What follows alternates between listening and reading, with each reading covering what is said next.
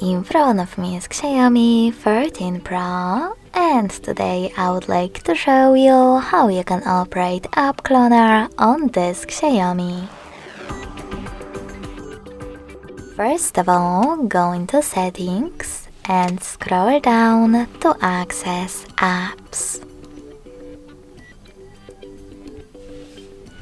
In them, click on Dual Apps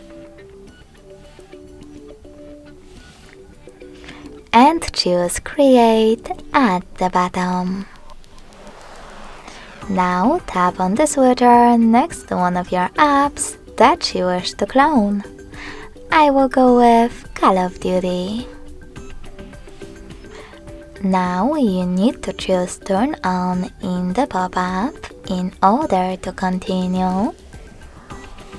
Wait couple of seconds, and as you can see after that, my app was successfully cloned. If you wish to delete it, you can always go into exactly the same settings and click on this now blue switcher next to your app. Lastly, confirm your choice in the pop-up. Thanks so much for watching. If you enjoyed this video, smash that like button, comment and subscribe. Bye!